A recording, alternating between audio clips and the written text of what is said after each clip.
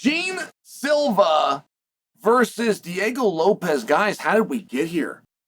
I mean, just time frame. Look at that. That's this weekend? That came out of nowhere. All right.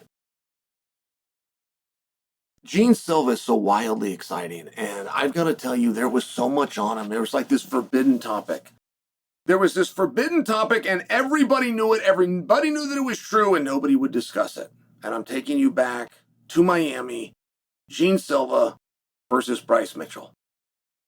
Statements were made by Bryce Mitchell. Jean Silva, as a matter of fact, I mean, if you want to know how much these statements actually had to do with this fight, Jean Silva, when he called him out, said, "I'm calling you out for these statements that you made. I'm going to beat your ass because I heard you say..." All right. Now, nobody had any more courage, and nobody was rhetorically confident enough in their ability to have the actual discussion. But being in the building that night, we all knew, and you could feel it, and it was hot. And when Jean Silva comes out, he puts on a presentation. He comes out and he can dance. You know when you get those those fit guys, but they can dance, like they know rhythm. You ever seen a fat guy dance? A fat guy dance is very hard to look away from. But it's the same thing when it's the polar opposite, and it's an athlete that looks like he's carved out of stone. So he's dancing. He dances all the way to the ring, and he's got cues, and the cues are based on this music, and this music is like a techno music, like oosh, oosh, oosh. It was a very unusual walkout. Plus, he's the fighting nerd. Plus, the heat that was going into this fight, I mean, I'm telling you, it was enough to make the most mentally tough athlete break. There was that much on it. And you have shown up on the white horse in shining armor. And if you fail at this mission, it is as though you're going to give validity to the speak and the words that is what led us here in the first place. Are you following me? All right. So Jean Silva gets into the cage.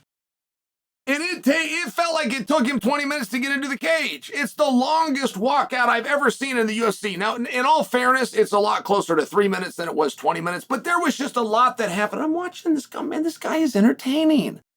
I'm really entertained by how he does it. And when he gets into the cage, he grabs the cage backwards. Have you guys seen this move? Where he hooks his toes in there, and then he hooks his hands in there, and then it's like he's flying. He looked like a flying bat, and I asked a few people that I was sitting with, "Hey, what is that?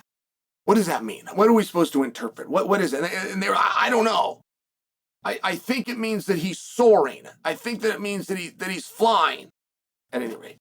So he's working the audience, though. That's my larger point to you. The last thing in the world that Jean Silva is focused on in this very moment in Florida that's got more heat around it than any other fight I've seen. Heat so hot that people can't even discuss it. He's still compartmentalized and is right now in the middle of his walkout.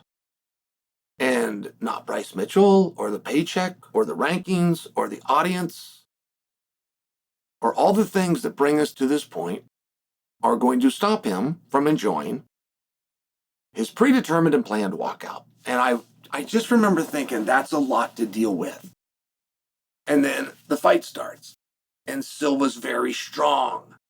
And most guys that are real strong, real muscle bound, don't have endurance, right? I mean, God usually isn't going to give you both. If he makes you stronger than everybody else, you can go on and be the world champion.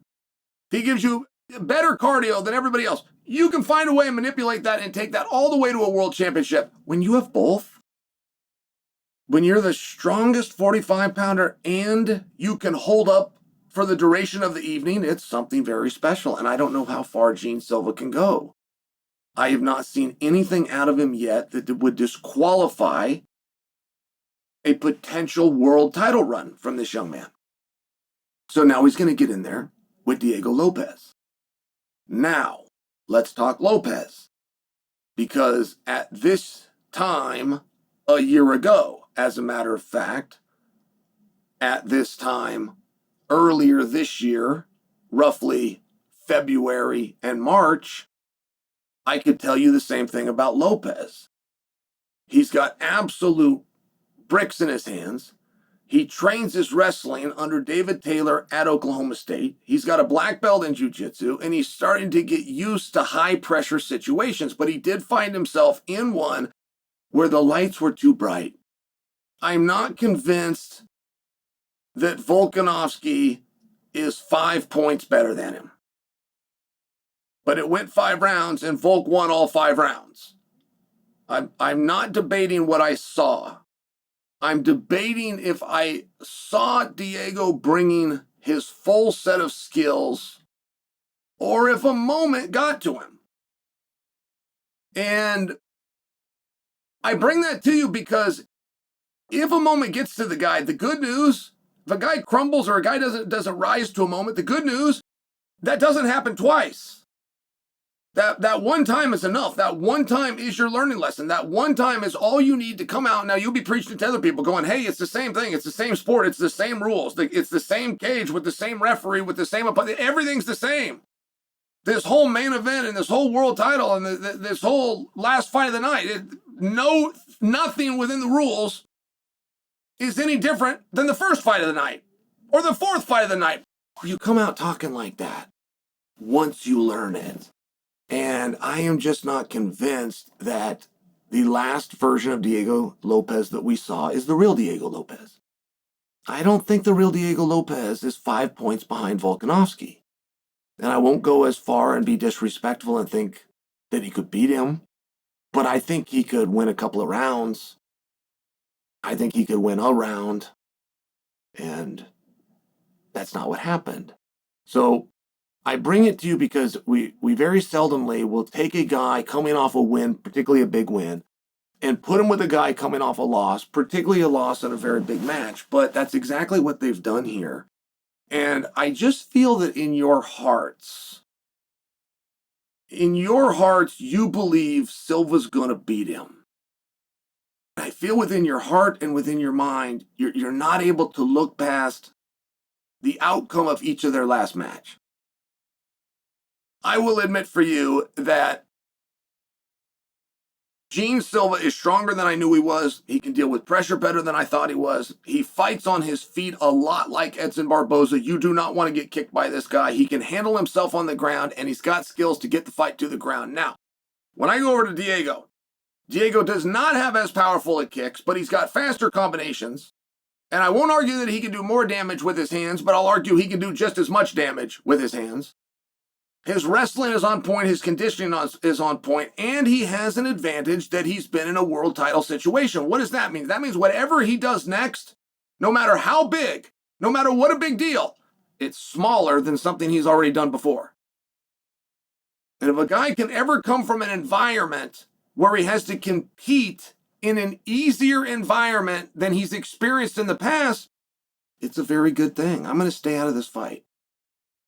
I'm going to go out and I'm going to enjoy this match. But this was the right booking. And if you think you know Diego Lopez because you watched his fight with Volkanovski, I'm here to let you know you do not know Diego Lopez. This is going to be a bludgeoning.